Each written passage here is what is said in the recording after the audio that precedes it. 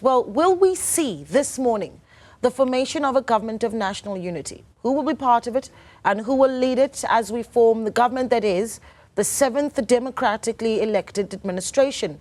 Well, at the very dawn of our democracy, the National Assembly sat 30 years ago for the very first sitting and formed a government of national unity. It was led by former President Nelson Mandela, Deputy President Thabo Mbeki, and Deputy President FW de Klerk. So what could the GNU of 2024, those leaders learn from GNU 1994? Well, to answer that, we are joined by the chairperson of the Thabo Mbeki Foundation. Their chairperson is Geraldine Fraser-Moleketi. Good morning to you. Also joining us on the discussion is Verne, who is the acting chief executive of the Nelson Mandela Foundation. And we're also joined by Christo van der Rheede, who is the CEO and executive director of the FW de Klerk Foundation. Good morning to you. Thank you so much for joining us. I think, Verne, perhaps let me start with you.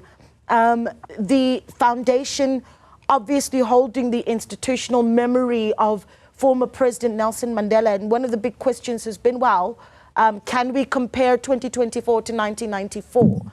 And of course, what the institutional knowledge is about the feelings really of, you know, GNU 1994, and if we should be where we are 30 years later. Well, I think there are obvious differences between 1994 as an historical moment and 2024, but we should also be looking for the elements that enabled us to make a government of national unity work in that first administration.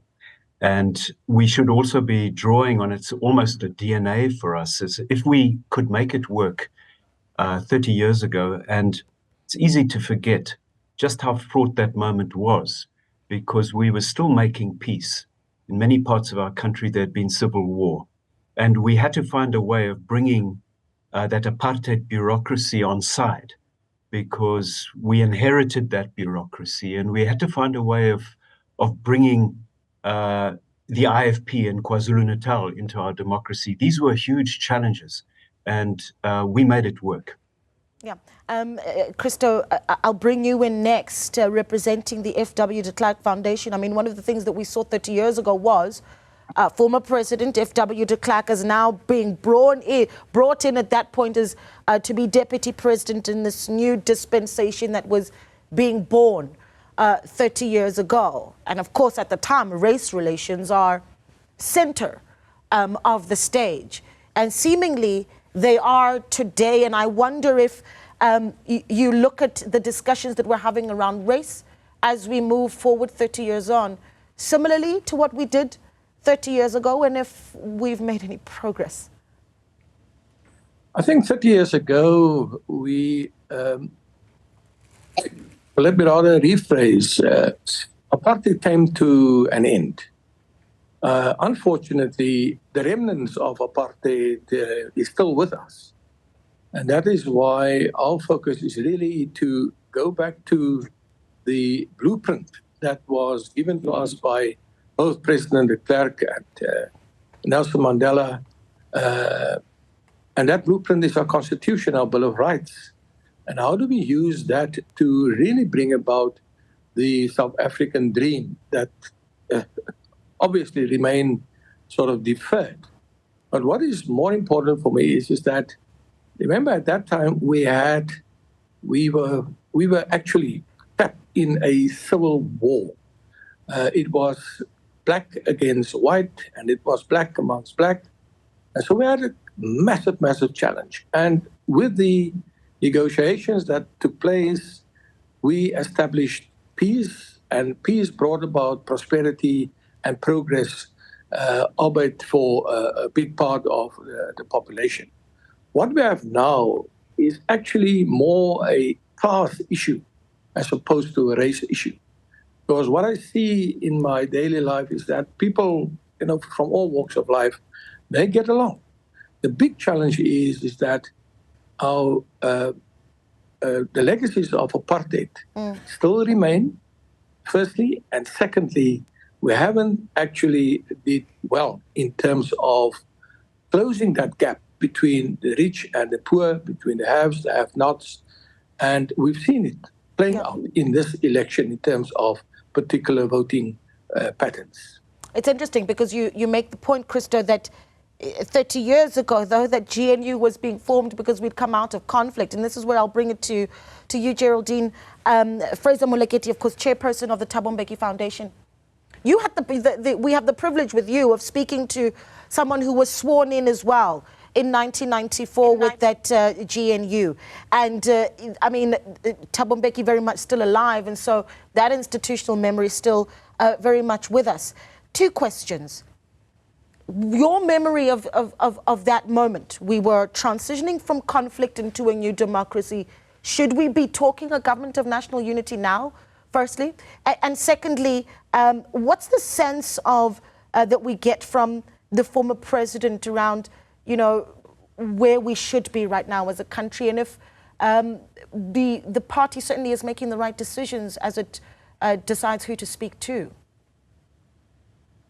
So thank you, Naledi, and thank you to my fellow panelists and all. Yes, indeed. I mean, we're not only talking here about a past, it's actually a living memory to many of us. And as you pointed out, I was part of the group that was sworn in 1994. And you must remember, the swearing in is not a swearing in to a government of national unity. What's taking place today is the swearing in of parliamentarians who will form the 7th Parliament and the 7th administration.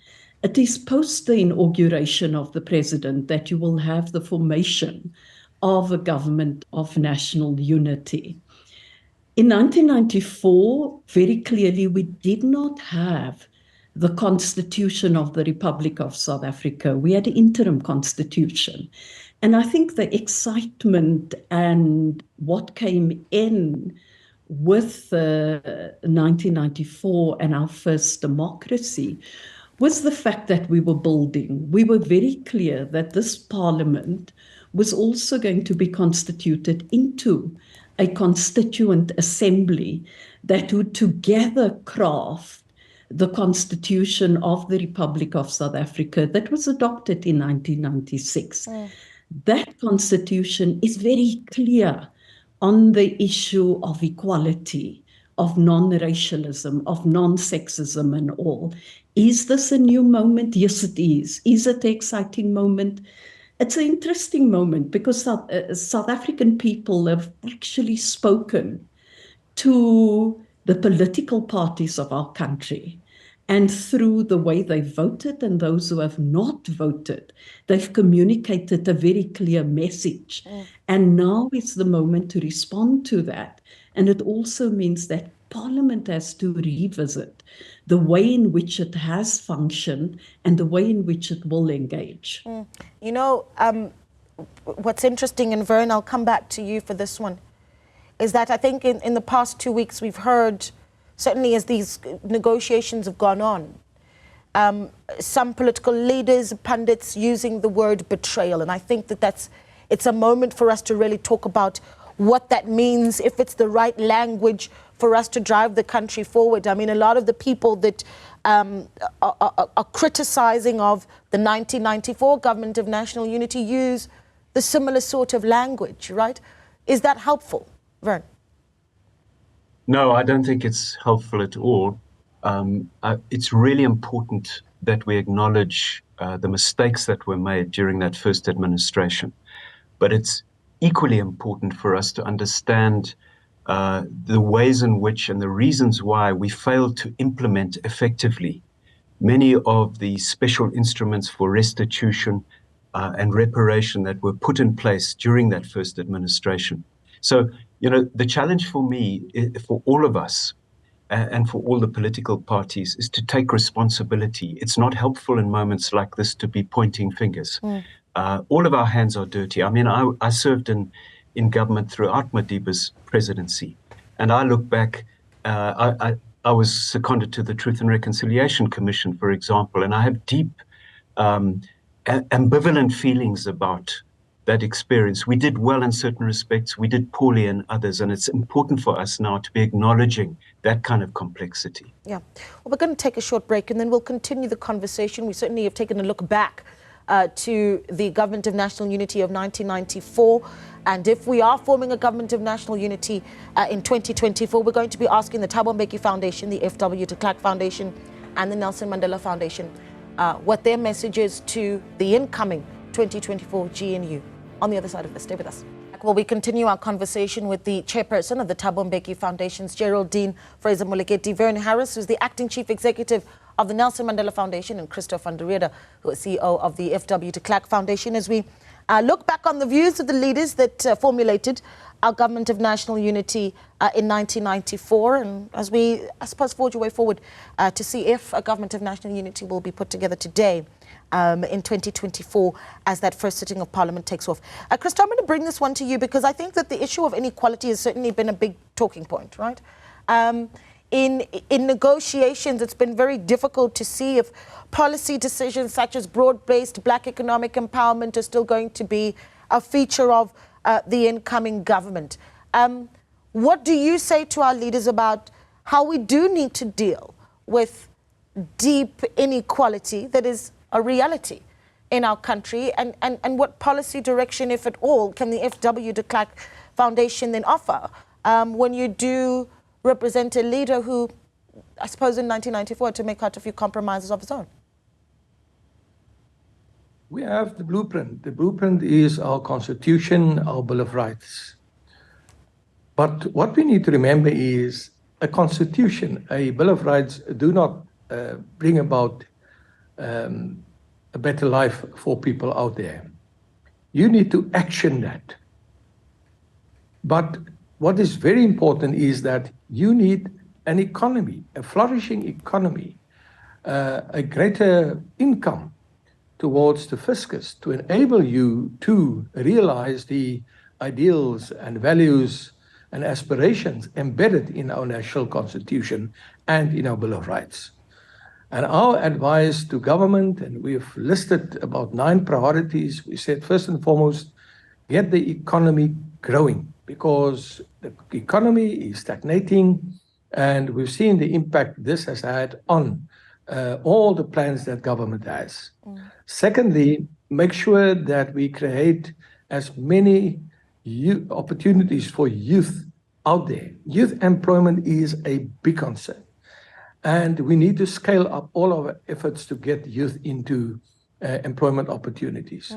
Thirdly, ensure law and order is maintained, because that is the bedrock for any society to progress. And obviously, focus again on nation building. Bring the nation together. Make sure that we have one vision that we all can strive for. So there's 4 or 5 priorities, I think, that a government of national unity should focus on. And yes, the most difficult part obviously will be the how. And there people will differ. But I think we need to become more pragmatic. I always use the example of the beehive. If the beehive is attractive, the bees will come to create honey, the bees will be productive. But if the beehive does not have conducive circumstances, the bees will not come. And I think now is the time to create that beehive, which is inclusive, which focus on development and practical action. Yeah. Then, of course, another difficulty that these leaders face this morning is, of course, the cutting of the pie, if you will, Geraldine, and I'll come to you for this one, because in 1994, you would have walked in on a day like this and perhaps you had an idea of who you were going to elect as the Speaker of the National Assembly. Eventually, everyone decided on Verne, but was there a clear direction going in of who that's going to be, and perhaps considerations of how that decision needs to be made now? And I made the point earlier while speaking to former Deputy President Phumzile Mlambo-Ngcuka about how we've just come back from a National Assembly that was led by a disgraced a Speaker in Nosiviwe Mapisa-Nqakula, who of course had to step down. But the importance of that role and just how much consideration each political party needs to put in, and perhaps some ideas on who you think is best suited, if you can go there. So Naledi, a couple of issues. The first thing is that when we went into Parliament, our first democracy, as we were building this new South Africa, I think we were very clear around the proportionality of the majority party. I mean, it wasn't a situation now where the majority party is essentially coming in on a minority vote, if I can put it that way. I mean, it's a difficult thing to present, but it is a reality. So we went in there and we were clear that the most competent person to serve as Speaker of this country, at least as the ANC, we were convinced that was Dr. Verne. All other parties voted in support of her taking up that position. And I think she did not disappoint, because not only was it about a new parliament, it was about a new government, it was about rebuilding this country based on the values that were captured in our interim constitution. With the government of national unity, very clearly there is negotiations and horse trading on how the executive government will be managed and how Parliament will be managed. I am not in a position and don't want to play the role of assuming that I'm a sangoma of sorts to decide who will be the Speaker of Parliament. But what's important is the leadership of Parliament, and parliamentarians have a responsibility to ensure that they are able to lead this institution and ensure that our people have confidence in this one arm of the state, Parliament. We've spoken about the three arms over a period. We've actually dumbed it down in many ways. And I've seen the judiciary as one arm that was there to almost save. I think Parliament must play its role. Yeah. It is there. And the whole idea of the people governing is the responsibility of all the presiding officers and each and every member of Parliament. And let this be a Parliament where people debate and debate ideas, debate it fully, because you won't only be able to push through your majority through votes, you will have to argue it through ideas and carry your constituencies as you do so. Yeah, it's interesting because, again, there's going to be conflicts and disagreements as we move forward. And perhaps, Verne, you can take us back to the institutional knowledge in the Nelson Mandela Foundation about when President Nelson Mandela and former President FW de Klerk did not get along in the formation of that government. And this is the thing, is that it is going to be expected. We've seen the political parties, and many of them, and at 9 o'clock we're expecting the Progressive Caucus, for instance, to express their dissatisfaction. Memories, if at all, on how they worked through those, if it's possible, Verne? Well, look, I think there were two very important factors back then that I think we simply have to find a way of implementing again. The one is clarity on what the national project is. I think the project is somewhat different now, but for the Nelson Mandela Foundation, it's all about ensuring that we now turn the Constitution, finally, into a lived reality for the great majority of our people. That has to be the national project now. But then secondly, back in the 90s, we had what I would call a politics of pragmatism rather than a politics of point scoring. And this is going to be essential if we're going to see whether it's a government of national unity or a coalition government. We do need that kind of pragmatism. Yeah, of course, even if you do have a government of national unity, it needs to hold, Christo, doesn't it? And perhaps lessons on how to get that right or wrong.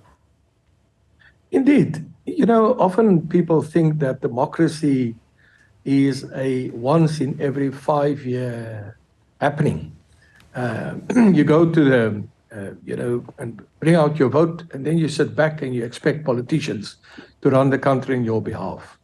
We are saying that's the biggest mistake that we can make. Civil society has a major role to play, an ongoing role to play to ensure that politicians are held accountable, but secondly, that they work hand in hand with government to bring about the changes that we need to take this country forward. Yeah. And I often say to communities, mobilize yourself at an economic level, even at the political level, at the cultural level, and take hands. Our communities, to a very large extent, were divided by apartheid spatial planning. Yeah. And those are one of the big challenges that we need to overcome. Take hands, start cleaning up your neighborhood, start forming, entities to bring about greater economic development, to ensure that there's law and order in the town, to ensure that the town has clean water. We cannot abscond or shift that responsibility towards politicians or municipal officials.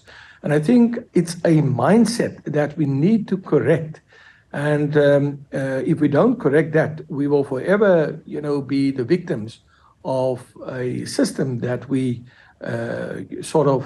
hand over to Parliament, to politicians, to the municipality, instead of taking co-ownership. Yeah, Geraldine, I'll let you have the last bite here. Yes, go ahead. Please, go ahead. Yes.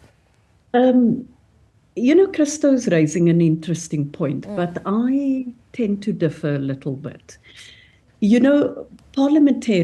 Politicians are there to represent everyone. And they need to ensure that they bring all constituencies into Parliament. Civil society, private sector, everyone else. And we should see how that is done. Because this suggestion that you have Parliament and then you have something else is also, I think, disempowering people and communities, because communities should feel and see Parliament as the center where they are able to take the issues that should be there. Yeah. So where I agree with Christo is those communities must actively engage with Parliament, and in so doing, ensuring that accountability, but their participation in what is Parliament of the people. The last point I want to make is this is the moment to again have this national dialogue. And as the national foundations, we are talking about the need for a dialogue that will take forward the national project, as Verne said, take forward what we have in the Constitution, but even more to ensure that there's the participation of everyone to make South Africa what it should be. Yeah, and I think that's a really good place for us to leave it as well. And certainly these talks of a national dialogue set to come have been ongoing. But we thank you so much to our guests and for giving us a look back at 30 years ago and lessons that can be learned as we form a new government today. Thanks so much to Geraldine, Fraser-Moleketi, chairperson of the Thabo Mbeki Foundation, Christo van der Rheede, who is executive director of the FW de Klerk Foundation, Verne Harris, acting chief executive of the Nelson Mandela Foundation.